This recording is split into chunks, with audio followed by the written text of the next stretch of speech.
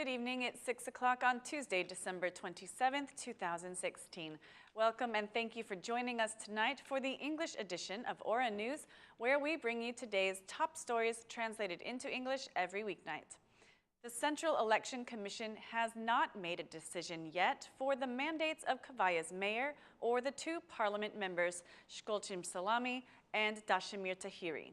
After hearing the parties' claims, the commission members decided to postpone the meeting until December 29th before making a final review regarding these public officials.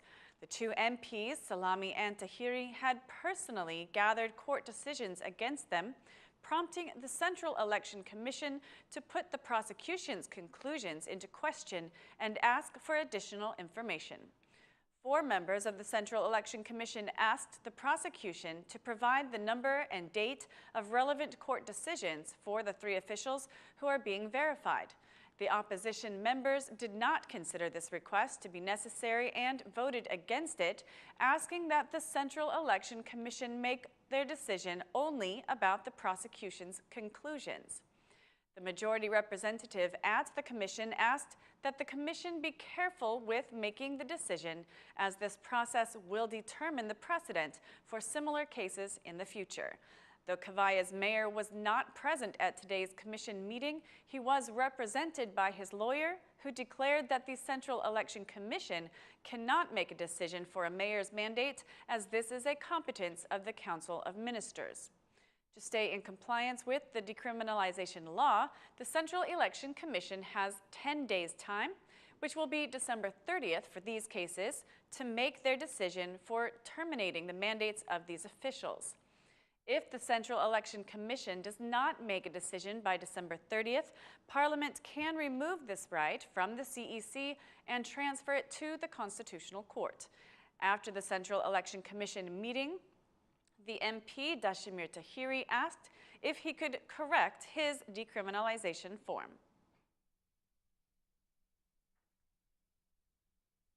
The Minister of Justice commented today on decriminalizing politics. Through a posting on his Facebook account, the Minister of Justice said that people who have committed crimes are still in public duty positions. According to the minister, this is morally and now legally unacceptable. The minister writes that politics should distance itself from and not allow the inclusion of new criminals in leadership positions. The minister added that good politics cannot happen with officials who are hostage of their past. The Minister of Justice calls on all political parties to stop, quote, recycling these people. I am convinced that 2017 will be the year of change, and this is how we can be happy in the coming year, concludes the Minister of Justice in his message. The head of the Constitutional Court, the head of the Supreme Court, and the head of the Prosecution General will be the first ones to undergo the vetting process, and all other judges and prosecutors will be vetted after them. The public servants will fill out the separate vetting forms, one each for image, wealth, and professional skills. The forms will be submitted later to the High Inspectorate of Declaration and Audit of Assets and Conflict of Interest and to the Directory of Classified Information. Meanwhile, the Constitution stipulates that the institutions responsible for the reevaluations are the Independent Commission of Qualification, the Appellate College, and the public commissioners, in cooperation with the foreign observers of the International Observing Operation. The law provides for a close cooperation between the President and the International Observing Operation. A commission of 3 international observers will submit their recommendations of the 2 lists of candidates to the President within 14 days. 3 days after receiving the 2 lists from the President and the list of recommendations from International Observing Operation, Parliament will then create an ad hoc commission of 6 members, 3 from the opposition and 3 from the majority. After this, Parliament will set up 2 other ad hoc commissions, each with an equal number of members from the opposition and the majority. One of the commissions will have 12 members and the other 6. Within 30 days, the 12-member ad hoc commission will elect, through electronic voting, the 12 members for the Independent Commission of Qualification, along with electing the public commissioners. Each member has the right to vote for only one candidate.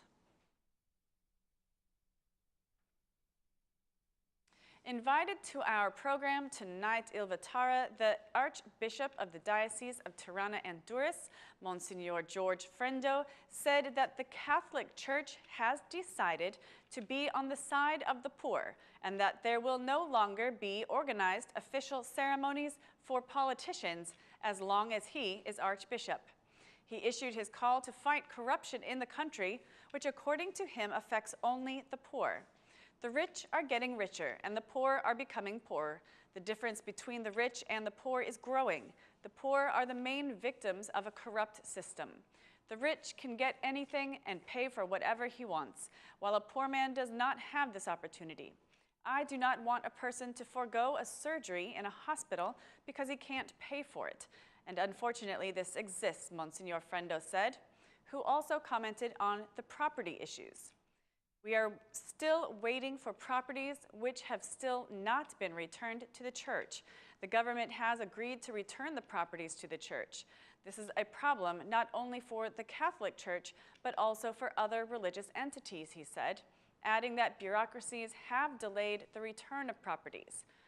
Regarding the inclusion of religion in schools, Monsignor Frendo said that more attention should be paid to writing school texts, as according to him, there are cases when school books are written based on an author's viewpoint. I was present at the meeting the Minister of Education held with representatives from different religious beliefs. We suggested that school texts be written in cooperation with us. This has not happened. Preparation of texts is a delicate thing.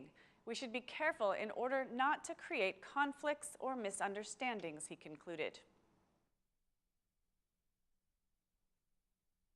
The Minister of Finance gave a press conference today summarizing the economic developments of the year, saying that the economy has improved following an upward trend of economic growth. According to the minister, Albania's image and the credibility of the Albanian economy have also improved. During his speech, the Minister of Finance also emphasized an increase of both exports and imports and an increase in the number of loans, especially loans originating in Albanian lek. The minister said the increased level of foreign investments is historic and announced that a package of investments will soon be presented. We are sticking to our prediction of a 3.3 to 3.5% economic growth for this year. We aim for the economy to grow by nearly 4% next year, with a continuing growth pattern heading towards 5 and 6% in the coming years. With the new package initiated by the Prime Minister, the citizens can feel the effects of economic growth rather than see it as a statistic, Ametai said, adding that the government is designing a package to increase foreign investments. We have managed to attract foreign investments, increase revenues, decrease the public debt, and enable the solidarity package for the retired and the needy, the minister pointed out. He also announced the big companies known to have abused the system will be assessed, as many of them have caused losses, damaging the state budget. Along with the big park at the lake and the park in Kashar, Tirana will have another small park in Lapraka. Working for planting 320 trees has already begun where the waste dump was located. Tirana's mayor inspected the Lapraka tree plantings and planted several trees himself. He also responded to those who had criticism of City Hall's work. The mayor invited the critics to join him and plant a tree instead of slandering against City Hall. 320 new trees will be part of this park, which is hoped to be part of the orbital forest of the capital.